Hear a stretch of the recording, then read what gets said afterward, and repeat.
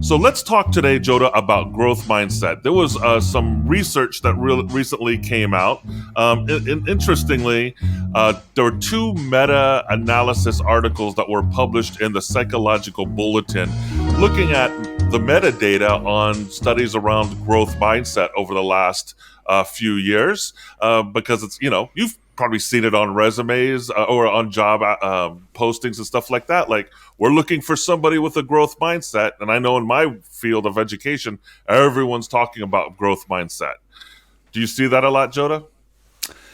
Yes, I see it a lot. I'll have to admit, too, that I have, it's a relatively new topic for me. I was not introduced to it until recently. Yeah, well, I think it's one of those concepts that have taken hold and really recently spread like a meme through education and organization training and, management theories and stuff like that. Yeah, but it is definitely something that It's a I mind have virus. begun to adopt myself. It makes a lot of sense. It seems to me it's a repackaging of concepts that have been around for a long time. It doesn't feel new.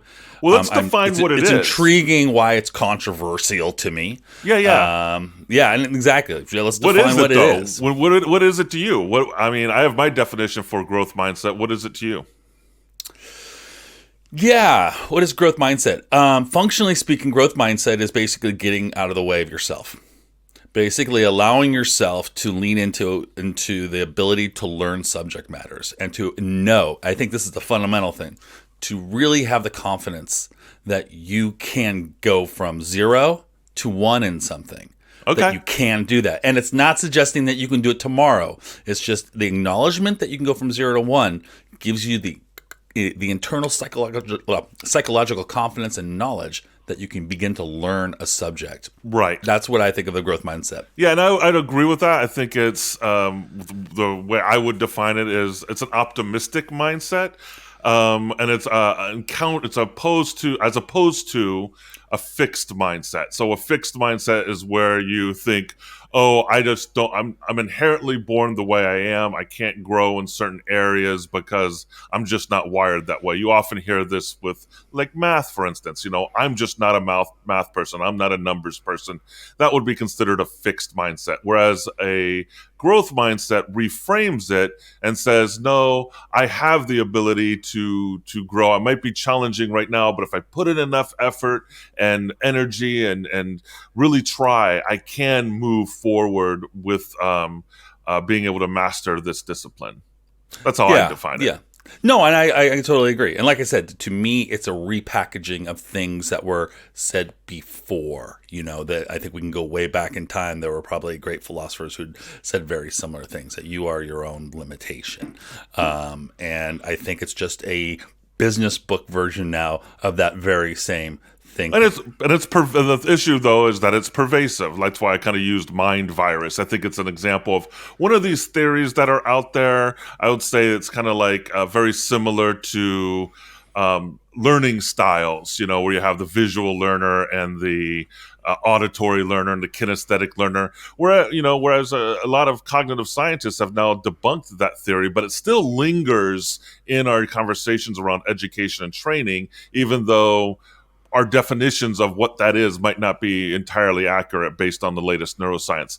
And so I think these studies that were published on these meta-analysis studies on growth mindset are fascinating in that they basically call into question whether it is actually effective. And both of them really do that. One of them is more nuanced, and it says, yeah, we did see an impact on students who were underperforming already or came from disadvantaged backgrounds, but more competent, I won't say competent, but more students that were already successful and maybe were coming from more privileged backgrounds, wasn't really having as much of an effect or any effect, and maybe even a detrimental effect. And I think both studies kind of found some alignment in those conclusions.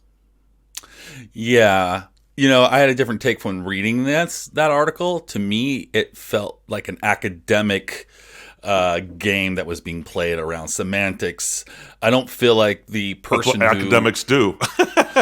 Yeah, it didn't. I don't think it did anything to prove or disprove the concept of growth mindset. To me, it was one person who went back and looked at some data, some very specific data that said, "Oh, that specific data wasn't executed correctly." These are pretty seasoned researchers, Jodah. I agree. No. That's what literally what the article said.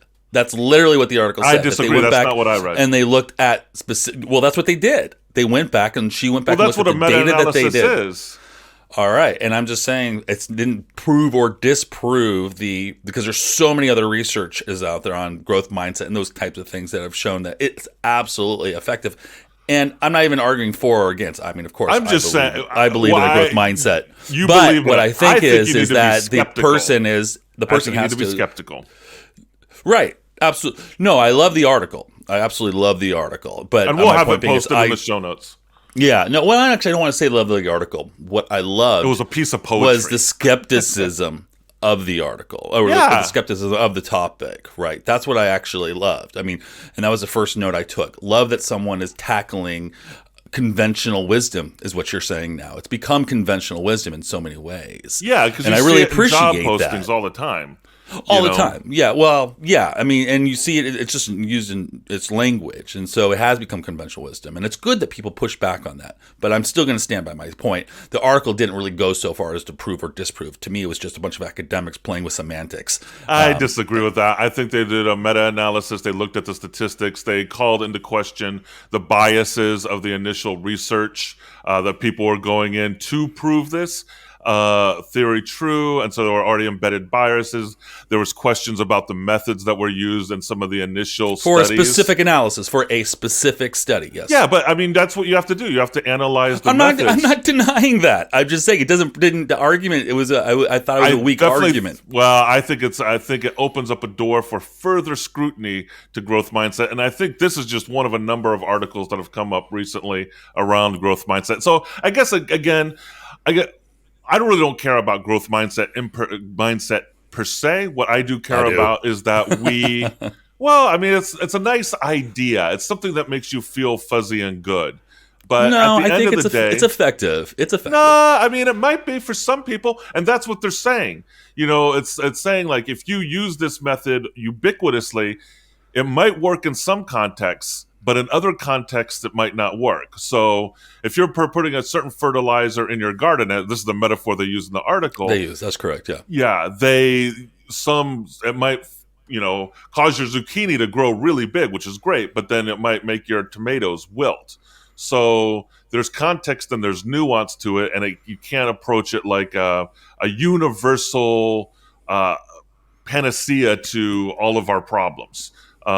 Everything is much more nuanced than it looks on the surface. Again, that is your interpretation. That was again just a couple of people's anecdotal statements, and I agree with that one.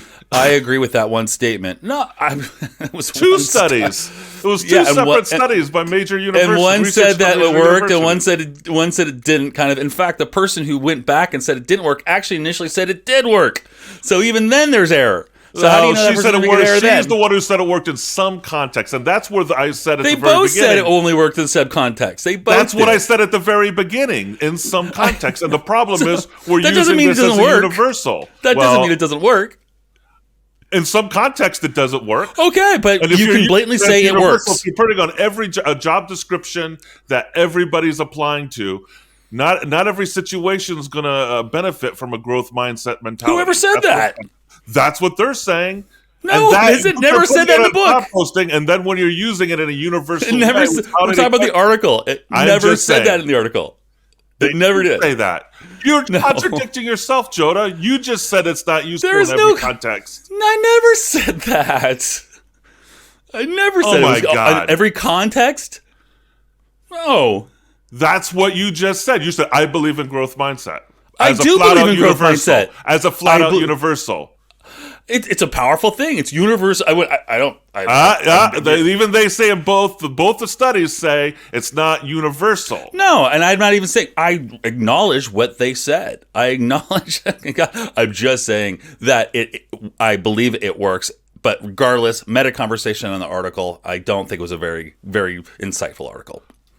Okay, well, I think it opens up some door to scrutiny, and I think we can move on from this conversation. I would just encourage people, be aware of growth mindset as a universal principle, right? There might be a lot more nuance to it, and obviously, we still need to do a lot more research to determine. And I don't believe in any universalities other than maybe gravity, but even then, that might not be universal. So, nothing's universal. Okay.